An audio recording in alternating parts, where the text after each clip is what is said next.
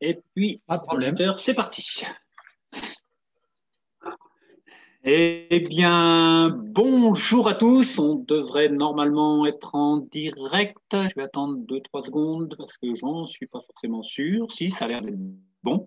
Voilà. Donc, bonjour à tous ceux qui sont connectés et puis ceux qui nous regarderont en replay. Donc, nous sommes en direct sur la page Facebook de la FFTA, Fédération française du théâtre amateur, et nous serons en replay à partir de demain vendredi sur notre réseau social Réseau TA, RESOTA, le réseau social des amateurs de théâtre, et sur la chaîne YouTube de la FFTA. Donc voilà, vous ne pouvez pas nous manquer. Quel type de l'actualité théâtrale qui est assez limitée pour les amateurs en ce moment et pour les professionnels également, quoi. Donc vous avez des infos que j'ai mis sur justement sur Réseau TA, sur comment ça se passe à partir du 28 novembre, comment ça va se passer à partir du 15 décembre. Donc voilà, donc pour l'instant les amateurs c'est un petit peu en stand-by, voilà quoi. Donc allez voir un petit peu le détail sur Réseau TA pour en savoir un petit peu plus. Néanmoins, on peut quand même parler théâtre un petit peu. Donc aujourd'hui, je reçois Bernard Sanzi de la compagnie théâtrale du Phénix alors que je n'écoche pas, c'est Clérac dans le Lot-et-Garonne. Tout à fait. Voilà, une autre région, une personne d'une autre région qu'on accueille.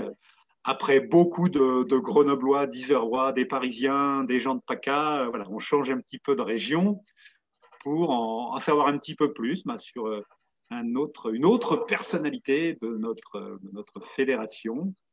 Eh bien, déjà, bonsoir Bernard. Bonsoir Jean-Claude et bonsoir à tous et à toutes. Merci de m'accueillir dans ton émission, Voilà, l'émission donc je pense scène. que tu as un parcours aussi assez atypique, donc tu vas pouvoir nous en parler déjà de toi, comment ton aventure théâtrale a démarré. On t'écoute. Mon, mon aventure théâtrale, oui, c'est bien le mot qu'on peut utiliser.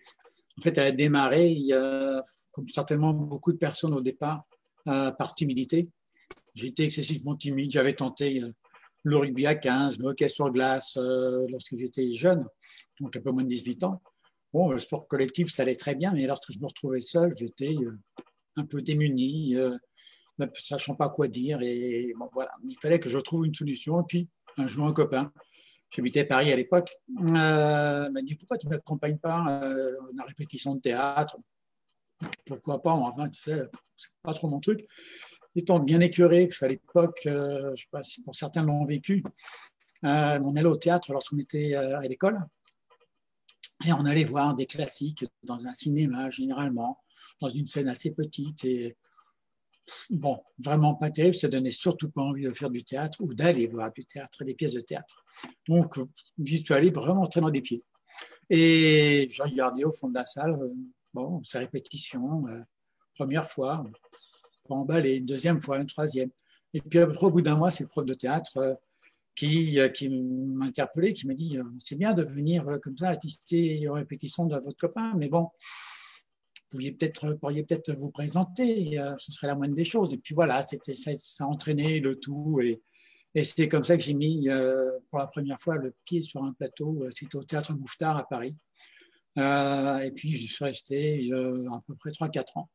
Donc à prendre des cours, à jouer. Et puis de là, après, ça a commencé un périple entre les petits boulots pour payer les cours, puisqu'à l'époque j'avais 18 ans, c'était en saison 68-69. Donc 18 ans, vivant seul, il fallait bien que je me souvienne de mes besoins pour manger, pour payer les cours, même si ce n'était pas très très cher. Par rapport au cours Florent qui était né il n'y a pas longtemps avant. Hein, cours Florence a dû être ouvert en 67, je crois. Et puis voilà, l'aventure est partie comme ça. Et bon, de petits boulots en théâtre, ça m'a amené à faire à peu près le tour de France. Je suis allé dans la région PACA, tu en parlais tout à l'heure. Je suis allé également sur la région lyonnaise, dans le centre de la France, dans le nord, en Bretagne. Et à chaque fois, je repartais sur des expériences théâtrales nouvelles avec des nouvelles compagnies amateurs pour une grande partie, puisque pour être professionnel, malgré tout, ce n'était pas aussi simple que ça, même si je travaillais parfois avec des professionnels. Donc tout ça, c'était mon premier périple qui m'a amené à découvrir aussi la difficulté de vivre du théâtre. Alors je me suis dit, si je veux vivre de ce qui est devenu maintenant ma passion, ce qui était devenu ma passion, il fait que je trouve autre chose. Donc je me suis dit, le plus simple, on va essayer de se former déjà, ce sera déjà mieux. Alors former au niveau théâtre, ça c'était relativement simple en trouvant des professeurs de théâtre, en trouvant également des stages bien spécifiques, et puis se former aussi sur autre chose, c'est-à-dire que pouvoir, moi, transmettre. Parce que c'est bien d'avoir une passion, mais en fait, ma passion, c'est devenu la passion de transmettre aussi cette passion du théâtre. Donc, il a fallu que je passe des diplômes pour être prof de théâtre, pour gérer des établissements. Donc, je suis passé ces diplômes-là. Et puis, j'étais bien content de ça. Ça m'a permis de continuer de vivre, c'est-à-dire de donner déjà des cours, de vivre de ça, mais pas suffisant. Et puis, je me suis dit, si un jour tu veux monter ta compagnie, il faut que tu sois totalement autonome. C'est ce que vous m'avez dit. Quand on fait quelque chose, il faut savoir vraiment tout faire dans ce métier. Donc, je me suis fait former à la régie lumière, à la régie générale, c'est-à-dire l'accueil de compagnie. Et puis, je me suis fait former à la mise en scène, à la direction d'acteurs. Et voilà, petit à petit, c'était des petits plus que je n'ai pas forcément utilisés tout de suite. Et après, c'est arrivé en 2004-2005 que j'ai monté ma compagnie professionnelle. Et avant, ce sont toutes les rencontres il y a quelques rencontres qui ont été très importantes pour moi. C'est entre autres celle que j'ai eues et le plaisir que j'ai eu de travailler, de rencontrer avec Auguste Boal, qui est pour les personnes qui ne connaissent pas forcément Auguste Boal, c'est le créateur du théâtre de l'opprimé, du théâtre forum. Et j'ai appris énormément de choses en passant plusieurs mois avec lui à ses côtés. Et ça m'a permis aussi de découvrir ce qu'était le théâtre de rue, le théâtre forum et ce que pouvait apporter le théâtre, non pas uniquement sur le plan social, ce qui était le cas au départ du théâtre forum, des théâtres de l'opprimé, mais le théâtre est un outil qu'on peut utiliser dans tous les domaines. Et c'est ce qui m'a permis de dériver un petit peu et de partir aussi sur le théâtre. Je suis intervenu en hôpital psychiatrique, je suis intervenu dans les écoles, au collège, à la fac. Qu'est-ce que j'ai fait en théâtre entreprise aussi, pas mal, pour résoudre des problèmes, ou du moins pour essayer d'avoir une cohésion de groupe. Donc voilà, ça a été des rencontres certainement les plus importantes. Pour moi, c'était celle avec Auguste Boal qui m'a appris énormément de choses et qui m'a fait connaître les CMEA, qui est le Centre d'entraînement méthode d'éducation active. Je connaissais de nom, l'éducation populaire, c'est bien, c'est bien ancré dans ce domaine. Et j'ai découvert que non, ce n'était pas que ça, et qu'il y avait un lien avec le théâtre très important, puisque ce sont les partenaires officiels du Festival d'Avignon. Il y a la mairie, et il y a bien sûr le Festival d'Avignon, et le troisième partenaire, ce sont les CMEA. Et c'est venu de l'idée toute bête, je ne connais pas le président, je ne me souviens plus du nom du président de l'époque, mais qui était très ami avec Jean Vilar, qui a créé le Festival d'Avignon. Ils étaient très amis. Pour schématiser, Jean Vilar lui a dit, écoute, moi je sais faire du théâtre, je sais présenter des pièces et trouver des pièces à présenter.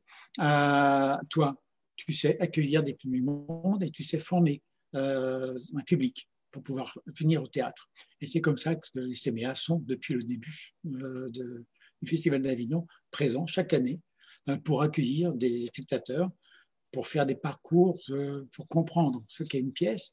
Et donc, voilà, ce sont des acteurs, c'est-à-dire ils sont spectateurs d'un côté et en même temps acteurs du temps de festival qui passe avec les CMEA. Et donc, j'ai passé de nombreuses années, de nombreux étés du moins, là-bas, avec eux.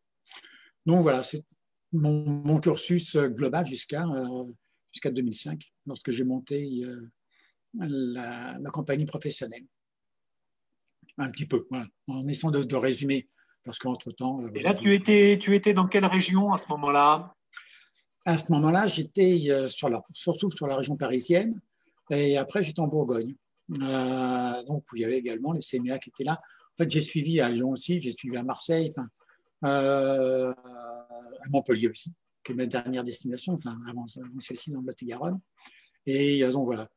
Mais quand j'étais avec Augusto Boal, c'était en 77, 70, 70, 79, quand il qu'il était temps pour lui qu'il parte du Brésil avant d'être mis à mal là-bas. Donc, il est venu en France. Il est venu d'abord au Portugal, et puis après, il est venu en France, et c'est à ce moment-là que je l'ai rencontré.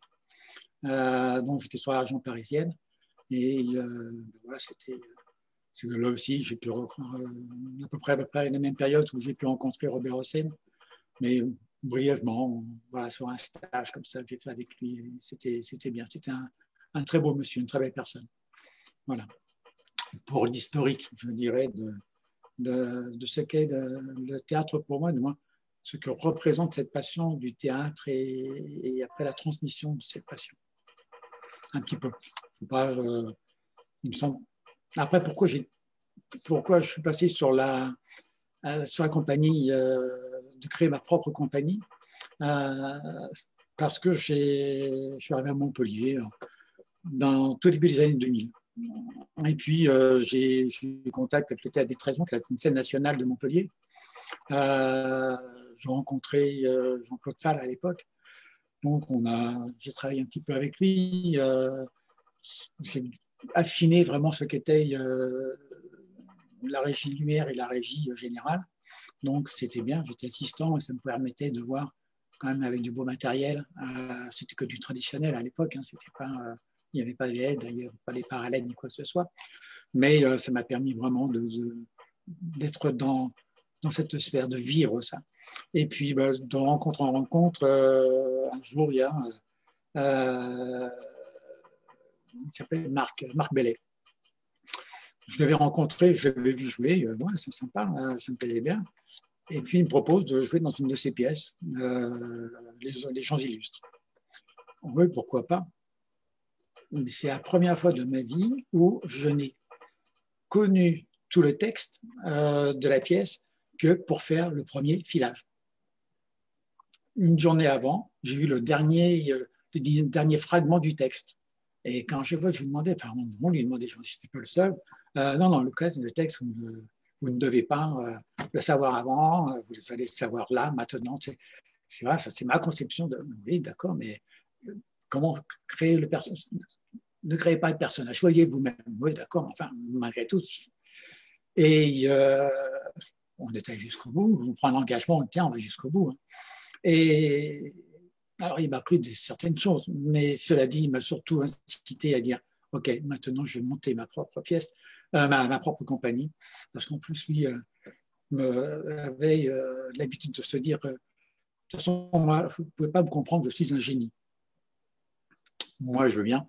Donc, c'est le seul génie que j'ai rencontré dans ma vie. Mais au moins, lui le disait. J'en suis moi pas convaincu, avec toutes les qualités qu'il pouvait avoir. Donc voilà, de là, je me suis dit, bon, non, plus simple, c'est quand même, je suis autonome. J'apprends encore, je dois encore apprendre, on apprend tout le temps en fait au théâtre. À chaque fois qu'on commence une pièce, qu'on commence une pièce, on apprend forcément. On apprend le texte, les sous-textes, on apprend comment construire son personnage, comment créer cette scénographie, et puis comment créer la lumière, ceci et cela. Donc, mais toujours en train d'apprendre dans ce métier que j'ai eu, parce que là, la compagnie était professionnelle. Et puis voilà, c'est pour l'historique qui s'est arrêté brutalement en 2017. Il y avait combien de personnes dans cette compagnie professionnelle? Alors, le maximum qu'on ait été dans la compagnie professionnelle, c'est 23. C'est quand même énorme, c'est beaucoup. Surtout que cette saison-là, on a présenté donc 4 pièces dans un seul et même lieu qu'on avait réservé que pour nous au Festival d'Avignon. Donc, nous sommes partis avec 23, avec donc 2 régisseurs. On jouait 4 pièces à ce moment-là. Et il fallait loger tout le monde. Donc, on avait trouvé une grande maison qu'on avait louée très cher pour un mois. Et plus, malgré tout, ils ont été sympas, les propriétaires, d'accepter qu'on mette de grandes toiles de tente pour continuer de parce qu'il n'y a pas la place pour les 23, loger les 23. Donc, mais avec deux grandes toiles de tente, ça permettait de le faire. Et c'était le maximum de personnes qu'on ait eu. Autrement, on tournait entre 12 et 15. Voilà. Je ne sais pas si j'ai répondu à ta question. D'accord. Et donc, l'aventure s'est poursuivie après avec une compagnie amateur. Comment tu es passé de ce monde entièrement professionnel à un monde amateur? Alors, ça, c'est grâce, certainement, alors, du part, avant de passer dans le monde amateur, j'étais toujours en lien avec le monde amateur. Je l'ai été avant de monter ma compagnie. Donc, quand j'ai monté ma compagnie, j'ai gardé les liens. À l'époque, j'étais en lien sur la région donc de Montpellier avec la FNCTA, du CD34. J'étais en lien avec eux en tant qu'amateur. J'avais été vice-président de la FNCTA, donc on garde des liens. J'ai toujours avec ces personnes-là. Et puis, bon, très objectivement, la FNCTA, Nouvelle-Aquitaine, bon, j'avais fait coucou quand je suis parti en Nouvelle-Aquitaine. Et puis, non, enfin, bon, voilà. J'avais eu trop de liens avec le CD34 pour renouer avec une FNCTA qui n'avait en plus rien dans le 47. Donc, monter un CD dans le 47 étant la seule compagnie à ce moment-là, j'ai dit non, je pense que ce n'est pas forcément une bonne option. Et donc, quand j'étais en tant que compagnie professionnelle, j'ai toujours gardé ces liens avec différents types, parce que j'avais en même temps une compagnie de danse. Donc, j'ai fait danser des personnes pendant les pièces. J'ai utilisé des musiciens. Professionnels ou amateurs, que ce soit des violonistes, que ce soit des violoncellistes, que ce soit des accordéonistes, guitare, clavier, enfin bref. J'essaie de mélanger pas mal de gens. Et donc, à un moment donné, donc un peu avant 2017, c'était en 2014 à peu près, on m'a sonné un signal d'alarme qui était assez important. En me disant, bon, il faudrait peut-être quand même essayer de lever le pied. Ceci dit, ça c'était mon cardiologue et mon pneumologue. Il faudrait peut-être essayer de lever le pied, parce que là, franchement, je ne vous garantis rien. Et voilà, après à vous de voir si vous voulez vivre encore quelques années ou si vous voulez, comme le veut la tradition, mourir sur scène. Je dis non, je ne suis pas Molière. En plus, il n'est pas mort sur scène, il est mort après. Mais je n'ai pas du tout envie de mourir sur scène. À l'époque, j'avais 8 ateliers, donc j'avais 16 heures de cours par semaine, plus 4 heures de cours dans les écoles, ça faisait 20 heures, plus les créations. Donc je tournais à peu près aux environs de 32-34 heures de théâtre en face à face, plus les préparations. Mais comme si, au-delà de ça, à un moment donné, c'est un engrenage. Tout matériel, il fallait l'avoir. Je voulais que la compagnie soit complètement autonome. C'est-à-dire que demain, tu m'appelais et en disant, écoute, est-ce que tu peux venir jouer sur la place du village parce que voilà, avec le maire, on est d'accord là-dessus, on aimerait, pas de problème. On arrivait sur la place du village, j'avais la boîte noire, donc que j'avais fabriqué moi-même avec des tubes acier et qui faisait quand même 9 d'ouverture sur 7 de profondeur, qui était quand même pas mal, sur lequel je pouvais accrocher, compris sur les latéraux comme sur les contres, mes projecteurs. Et j'avais un pont de face, bien entendu, avec tous les projecteurs, tout ça en traditionnel. Et donc, je passais du PC 1000, non, je n'avais pas 2000, aux découpes 1000, pareil, et puis tous les parts possibles, imaginables. Donc, tout ça, il fallait acheter. Et une fois que tu l'as acheté, il faut l'amortir.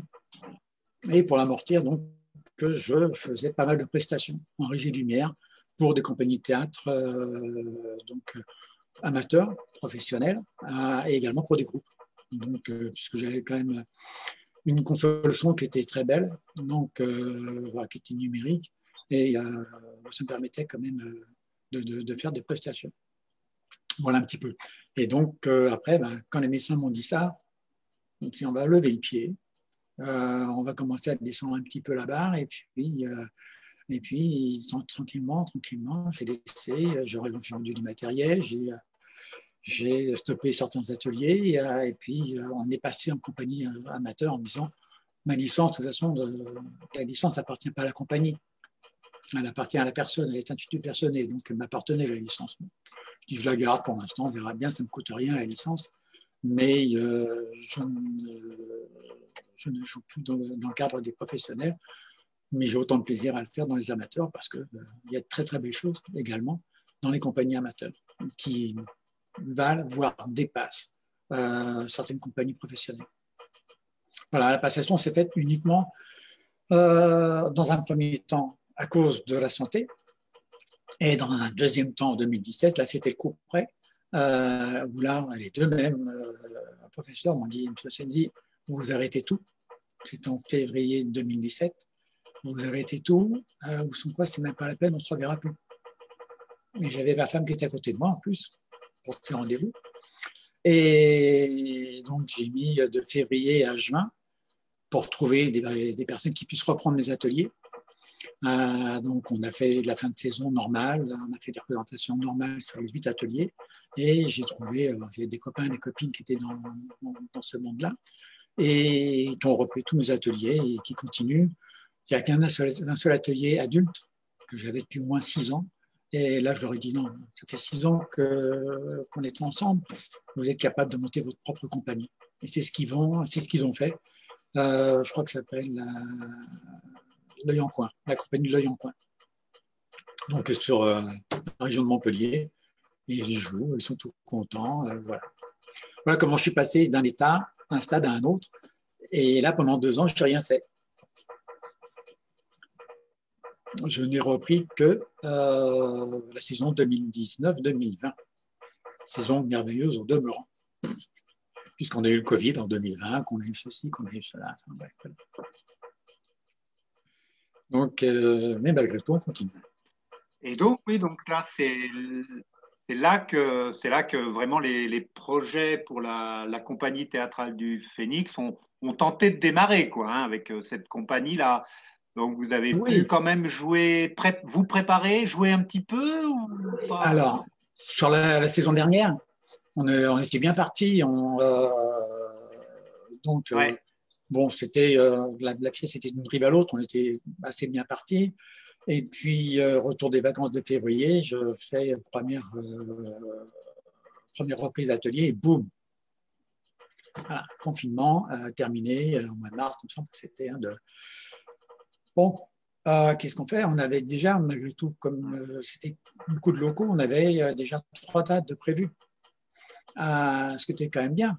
Parce qu'au départ de l'atelier, j'aurais dit, voilà, faites comme vous voulez. J'étais avec mon épouse qui anime aussi l'atelier, parce elle est comédienne et elle est en même temps direction d'acteur. Donc, pas de problème. Si vous voulez rien faire à la fin de saison, on ne fait rien. Simplement le plaisir de faire un atelier, de découvrir toutes les techniques, puis de s'amuser, de prendre du bon temps ensemble. Moi, ce que vous voulez, qu'il y ait une représentation. Là, l'unanimité, tout le monde me dit non, non, faut au moins, si on apprend des textes, il faut au moins les jouer 4 ou 5 fois, parce que sinon, on s'emmerde pour rien, schématiquement. Donc, j'aurais dit, bah oui, pas de problème. Okay.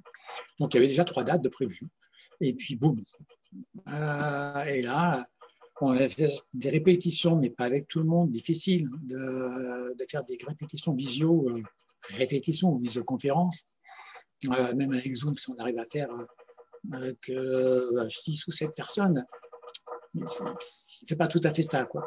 Donc, malgré tout, on a tenu le coup avec en plus, la pièce, il y avait en tout 15 personnes qui jouaient. Il y avait des jeunes j'avais un groupe jeune, un groupe adulte. Donc, 10 adultes et 5 jeunes, ça faisait quand même 15 personnes à animer. Donc, les jeunes en visio, non. Non. Ils préfèrent leur tablette qu'à la visio, mais ils étaient présents. Ils ont été présents lorsque le confinement a été terminé. D'accord, confinement terminé, mais aucune salle n'a accepté de nous prendre. Parce qu'il fallait les distanciations, parce qu'on ne pouvait pas se retrouver à 10 dans une salle, impossible. Et donc, du coup, dans le groupe des adultes, il y avait un pompier volontaire qui était là et qui me dit, écoute, à Clairac, on a un centre des pompiers qui est assez important, qui a un extérieur assez important. Quand même, je demande au colonel. Je demandé au colonel, le colonel a dit oui tout de suite en disant, mais tout l'espace vous appartient, ne bloquez pas quand ils partent comme ça sur un incendie ou sur un accident. Ne bloquez surtout pas les portes ni quoi que ce soit. Vous avez tout l'espace. Et ce qui fait qu'on a répété chez eux, en plein air, et quand il faisait froid, dans l'enceinte directement des pompiers, qui ont été les seuls à nous accueillir. Et du coup, c'est devenu une 4e date. Parce que les pompiers, par respect, on leur a dit ce qu'on peut faire, c'est ils ont une belle salle qui est mise à disposition, à peu près de 500 ou 600 places. On a dit, écoutez, le minimum de reconnaissance qu'on puisse avoir, on peut jouer pour les pupilles des pompiers dans la salle que vous avez à ce moment-là, dès qu'on pourra le faire. Pas de problème. Donc ça, c'était la 4e date. Et c'est comme ça qu'on a recollé. Mais en même temps,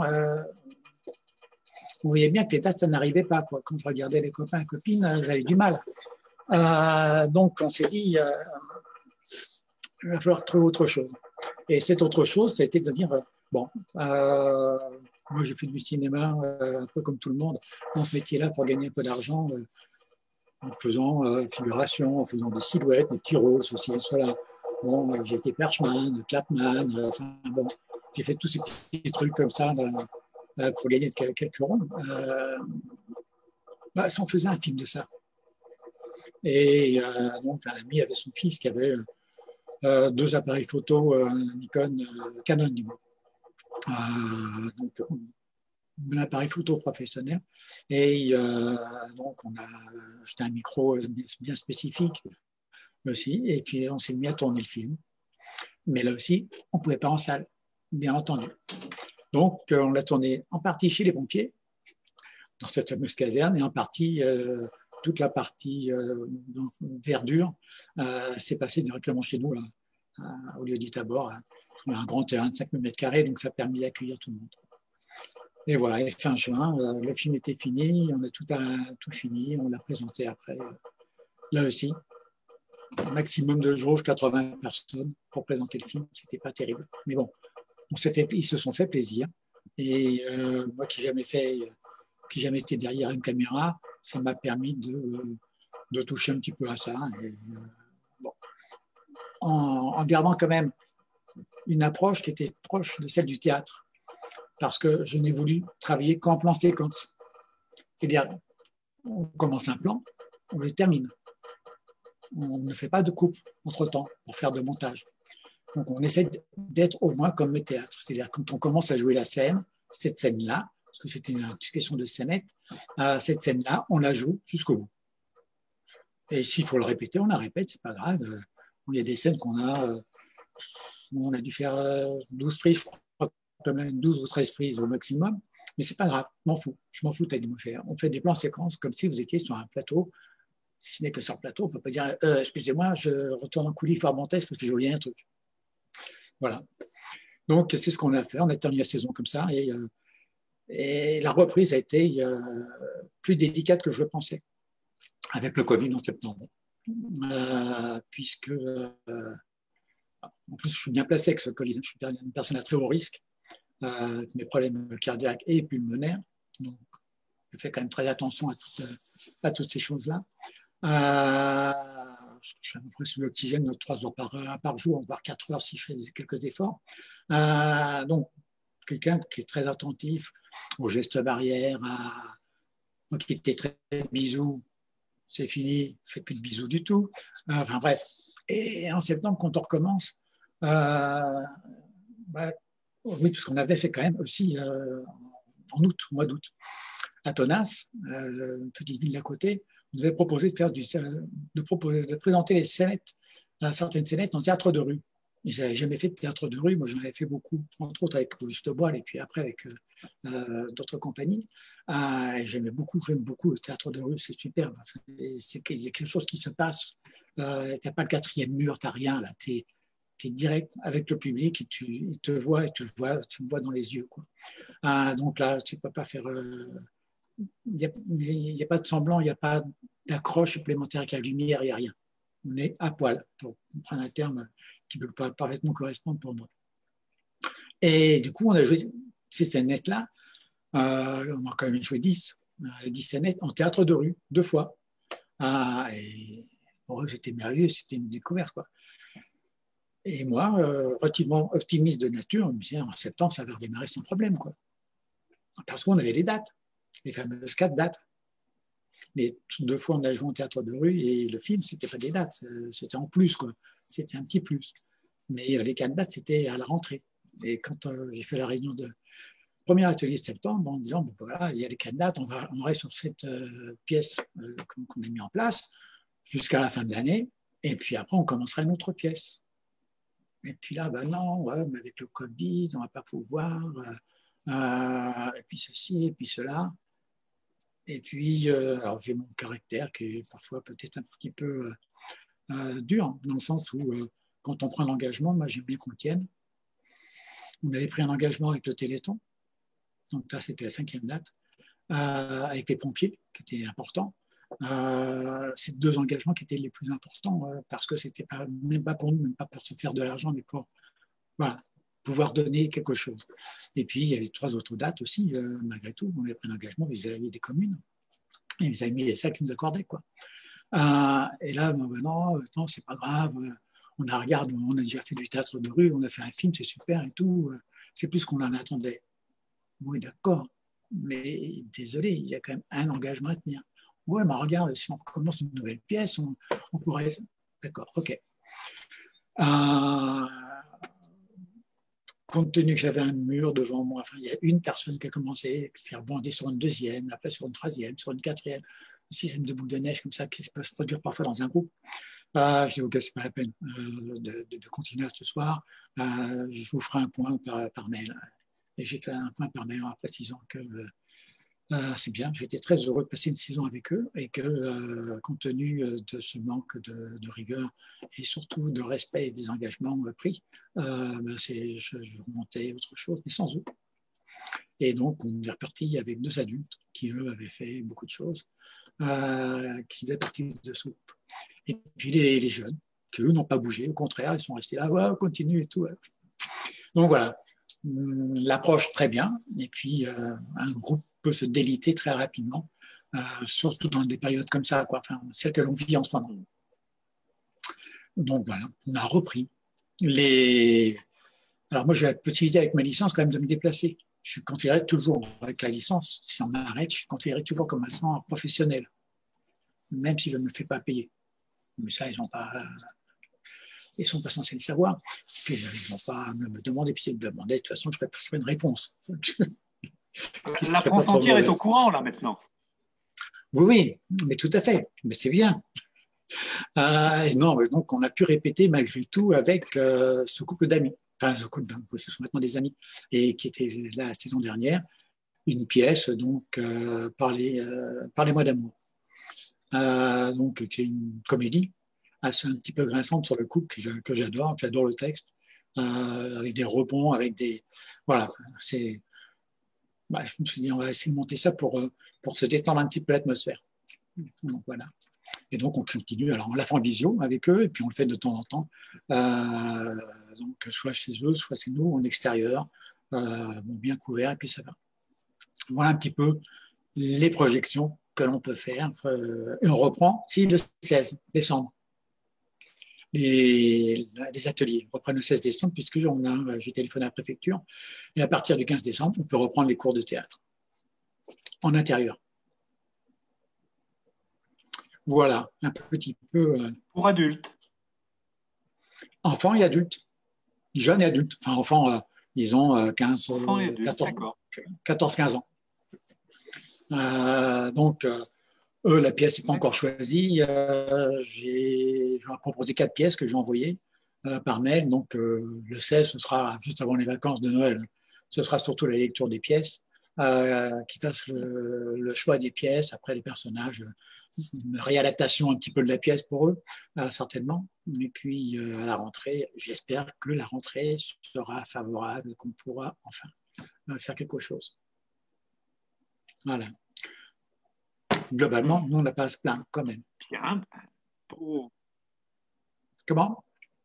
Bah, écoute, beau parcours, et puis on voit que tu as su aussi t'adapter par rapport à cette pandémie, à utiliser quand même les moyens techniques dont on peut disposer Oui, à notre modeste place avec Zoom, avec tout ça, et puis bah, de construire vraiment un film en vidéo, enfin une pièce de théâtre et des scènes en vidéo. C'est vrai que voilà, c'est je ne bien, sais quoi. pas si tu l'as, C'est sympa, quoi. je sais Ça pas si tu permet de l'as eu, garder un toi, le lien, quoi. film. De garder un lien, quoi.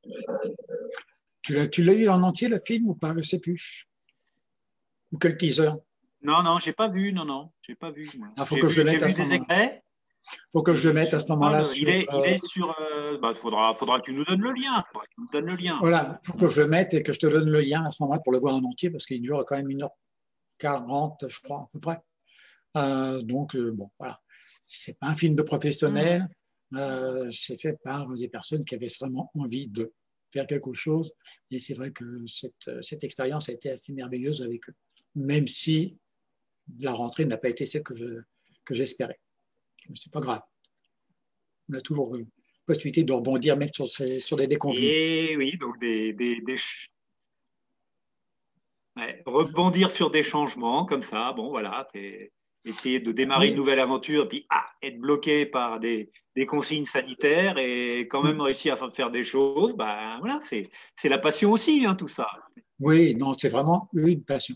Ça restera ma passion. À 70 ans, je me dis encore si je peux continuer, allez, 10-15 ans, tranquille, non plus à monter sur scène, parce que là, j'ai un copain qui m'avait écrit une pièce pour monter sur scène, et puis une autre que j'avais montée. J'hésite sur un monologue, c'est des fleurs pour El Sheldon. Je ne sais pas si tu connais le livre. Moi, je l'ai monté en pièces et avec dans mon professionnel. Et je me suis dit, tiens, c'est un monologue qui est super. Sur toute la mécanique en fait de la transgression génétique et de la manipulation du cerveau. On part de la souris, Algernon, donc qui est adapté. Après, on fait ces tests-là, non plus sur une souris, mais sur un adulte, sur un homme, qui devient un génie et qui, malheureusement, décline au bout d'un certain temps et en meurt. Et j'avais envie de la remonter peut-être parce que je pense que c'est une pièce, je peux le faire même avec de l'oxygène à mi-parcours, à mi-pièce, quand il commençait à décliner. Donc la pièce dure 1h15, 1h20 en monologue. Il faut que je me tâte. Voilà. Parce que pour l'énergie, pour porter la voix, parfois je ne l'ai plus. Mais ça reste quand même dans mes projets.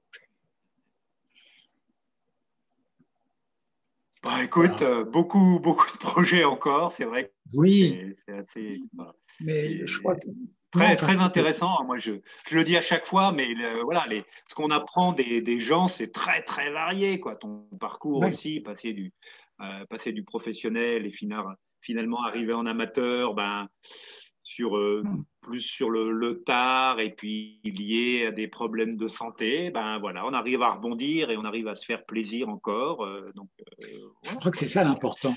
Donc, je pense que Euh, c'est des exemples aussi à donner.